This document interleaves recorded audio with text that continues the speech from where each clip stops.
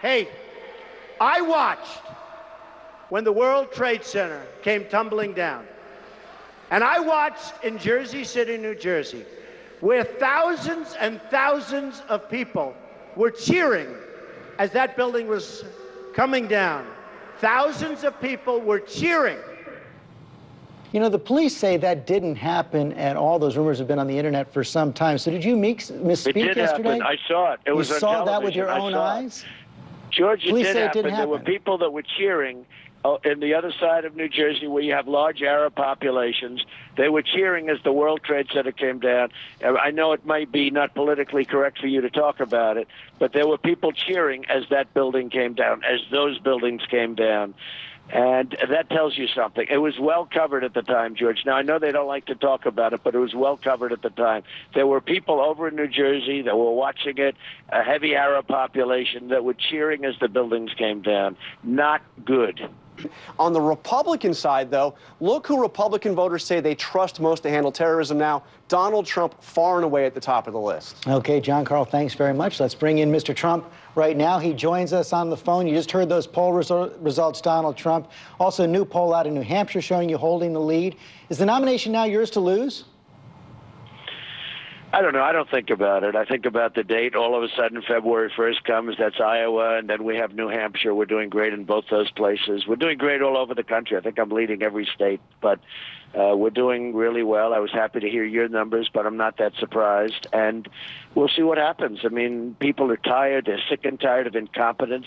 They're sick and tired of stupid people leading them. The deals they make, whether it's trade or whether it's dealing with ISIS, everything is wrong. They don't know what they're doing. I was after the oil. I said, attack the oil. I've been telling you that, George, for 2 years. Yeah. Attack the oil. They didn't do it. ISIS became wealthy with the oil. Now they're starting to attack the oil. Nobody mentions it was me. You did stir up a controversy with those comments over the database. Let's try to clear that up. Are you unequivocally now ruling out a database on all Muslims? No, not at all. I want a database for the refugees that if they come into the country. We have no idea who these people are. When the Syrian refugees are going to start pouring into this country, we don't know if they're ISIS. We don't know if it's a Trojan horse. And I definitely want a database and other checks and balances. We want to go with watch lists. We want to go with databases. And we have no choice. We have no idea who's being sent in here. This could be the great Trojan. It's probably not, but it could be the great Trojan horse of all time where they come in. When I look at those migration, when I look at the migration and the lines, and I see all strong, very powerful-looking men. They're men. And I see very few women. I see very few children. There's something strange going on. And if you look at what's happening in Europe, a lot of bad things are happening in Europe. Just ask the folks that live in Germany, George. A lot of bad things are happening. So the statistics we want to be smart. We want to, hey, George, we want to be vigilant. We have to be vigilant. And we have to call is radical. You know, we have to just say it's radical Islamic terrorism, and that's what it is. And we have a president that won't even issue the term. But when these Syrians come in, or wherever they are, because we're not even sure that they're coming in from Syria, if they're going to come in, we have to be very, very vigilant. And database would be fine for them, and watch list is fine. We have to watch and see what we're doing. They should not come in, by the way. They should not be allowed in. Just for the record, though, the statistics do show the majority of the refugees coming in are women and children. You've also told Yahoo News that we have to be doing things that were unthinkable a year ago. I want to get into what you had in mind. For example, do you think we should bring back enhanced interrogation like waterboarding? Well, we have to be strong. You know, they don't use waterboarding over there. They use chopping off people's heads. They use drowning people. I don't know if you've seen with the cages where they put people in cages and they drown them in the ocean and then they lift out the cage. And we're talking about waterboarding. So you bring back waterboarding?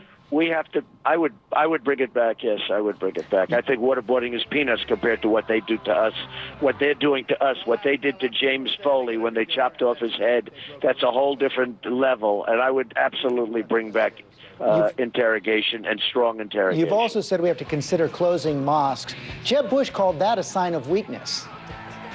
Well, Jeb Bush is a weak person, and that's been defined very strongly. I mean, Jeb is a weak person who is a, I call him a low-energy person. That's what he is. I mean, you call him anything you want. But Jeb is a person that will not solve a problem like this. You have very, very tough people that you're dealing with. They only understand strength. They don't understand weakness. Somebody like Jeb and others that are running against me. And by the way, Hillary is another one. I mean, Hillary is a person who doesn't have the strength or the stamina, in my opinion, to be president. She doesn't have strength or stamina. She's not a strong enough person to be president. But what would be your criteria for closing a mosque? We're dealing with very, very strong people, and you need strength and you need stamina. I get that, but I want to get the that. details, though. What would be your criteria for closing a mosque, and how does that square with the First Amendment? You said your top priority would be to preserve and protect our religious liberty. Is that only for Christians? What are your criteria for closing a mosque? Well, I don't want to close mosques. I want to surveil mosques. I want mosques surveilled. We were doing it in New York City for a while until the worst mayor that New York City has ever had got elected, de Blasio, which was a fluke. And, well, I would do, certainly there are certain hot spots, and everybody knows they're hot spots. And let me tell you, the people that aren't involved in those mosques, they know who the bad ones are, and they know who the good ones are, but they don't talk. And we have to surveil the mosques. And we were doing it. We were doing it recently until de Blasio closed them up in New York City. We were doing it recently. We have to surveil the mosques. And big material and good material, from what I understood from a very good source, was coming out of those mosques. We were learning a lot. And they were stopping problems and potential problems by learning what was happening. Hey, look, I don't want to close up mosques, but things have to happen where you have got to use strong measures, or you're going to see buildings coming down all over New York City and elsewhere. You've also talked about you want to keep the terror watch list, but under current law, individuals on the terror watch list and the no-fly list have been allowed to buy guns and explosives. Are you okay with that? We have to have a watch list, and if that watch list has somebody that's, we have the laws right now. We have the laws already on the books as far as Second Amendment and guns. And as you know, I'm a really big proponent of the Second Amendment. I'll give you an example. If in Paris, some of those people, some of those people had guns, you wouldn't have had the horror show that you had. But why should someone on the watch list be able to have a gun? No, if people are on a watch list or people are sick, this is already covered in the legislation that we already have, George. It's already fully covered. No, but under current law, people on the watch list are allowed to buy guns. Listen, George, if we have an enemy of state, I don't want to give him anything. I want to have him in jail. That's what I want. I want to have him in jail. But if those people in Paris had guns in that room, it would have been a shootout, and very few people would have been hurt by comparison to the number that were hurt. But yes or no? I'll tell you who would have been hurt. The bad guys would have, because they were the only ones that had the guns. Mr. Trump, yes or no, should someone on the terror watch list be allowed to buy a gun? If somebody is on a watch list and an enemy of state, and we know it's an enemy of state, I would keep them away, absolutely. You know, you raised some eyebrows yesterday with comments you made at your latest rally. I want to show them relating to 9/11. Hey, I watched when the World Trade Center came tumbling down. And I watched in Jersey City, New Jersey, where thousands and thousands of people were cheering as that building was coming down.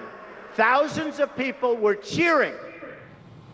You know, the police say that didn't happen at all. Those rumors have been on the internet for some time. So did you misspeak yesterday? It did happen. I saw it. It was on television. You saw that with your own eyes? George, it Police did say happen. It didn't happen. There were people that were cheering in the other side of New Jersey, where you have large Arab populations. They were cheering as the World Trade Center came down. I know it might be not politically correct for you to talk about it, but there were people cheering as that building came down, as those buildings came down. And that tells you something. It was well covered at the time, George. Now, I know they don't like to talk about it, but it was well covered at the time. There were people over in New Jersey that were watching it, a heavy Arab population, that were cheering as the buildings came down. Not good. As I said, the police have said it didn't happen. What I want to move on right now, a chorus of rivals have pounced in their database comments, and a super PAC supporting John Kasich launched this ad against you. On-the-job training for president does not work. Benghazi, beheadings, Paris. Our lives depend on a commander-in-chief with experience who understands the world. Clear implication is that you don't. What's your response to that ad? John Kasich is going nowhere. He was at the head of Lehman. He was one of the top people at Lehman when Lehman Brothers almost took down the world. He's going nowhere. Let him do his ads. Anybody that does an ad against me, it'll be hit by 10 times, and that's the story. And, people would like to look, they want to do it because I'm leading. I mean, you just came out with a poll that says I'm leading, but everyone else is coming out with polls saying I'm leading because people are sick and tired of stupid and incompetent people leading our nation. We have incompetent people. When President Obama stands up and says ISIS is contained, and then a few hours later you have one of the most horrible attacks where hundreds of people are killed, and you have 300 people laying in the hospital, many of them dying, they'll be added to the list of the people killed. And we have no idea. And then he wants to take in people that have no documentation, no paperwork, no anything from Syria on the migration. People are going to come pouring in. And the number he wants is much higher than 10,000. I've heard it's 200,000. That's the real number he wants. I've even heard 250,000 people. We have a president that doesn't know what he's doing. We have a president, George, who is totally incompetent. That number is all refugees, not from Syria. But finally, that super PAC is not alone. Front page story in the Wall Street Journal yesterday talks about GOP operatives planning to launch a guerrilla campaign against Trump. They're saying the Republican establishment is increasingly alarmed by your enduring strength, and that they're going to have the first attempt to unite donors from rival camps into a single anti-Trump force.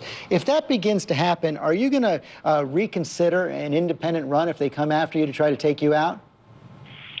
Well, we'll see what happens. It'll be very interesting, but I'm leading every poll by a lot. It's not even a little bit anymore. It's a lot, and I resonate with the people. I had 10,000 people yesterday. Every place I go, if I have crowds smaller than 10,000, it's like a small crowd for me. Nobody else can get 200. I mean, Jeb Bush and these guys, Kasich goes out, he speaks. If he gets 20 people in a room, it's a lot of people.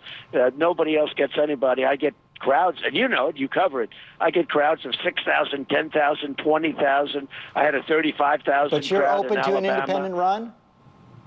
Well, I'm going to have to see what happens. I will see what happens. I have to be treated fairly. You know, when I did this, I said, I have to be treated fairly. If I'm treated fairly, I'm fine. All I want to do is a level playing field. And I think people are surprised that, they're politicians and they've been doing this stuff all their lives. I haven't. I've been a job producer. I've done great, things. I've done fabulous developments all over the world, and I've made a lot of money. And that's the kind of thinking we need in office. That's the kind of thinking we need in Washington. And that's why people are resonating with me. And, they know there's a great level of competence. We have a great level of incompetence right now in Washington. And frankly, we have a lot of incompetent politicians running for office, and they can't understand, how come an outsider can be doing so well within the party. I used to be, George, the fair-haired boy. When I was a contributor, I know more about contributions than anybody. I contributed at the top of the line. But now all of a sudden, I'm somebody that's a little bit, they're a little bit, I guess they can't understand what's happening. But what's happening is very simple. People want competence now. They're tired of incompetent people. It's as simple as that. Mr. Trump, thanks for your time this morning. Thank you very much. Up next. I'm the leading state sponsor of terrorism.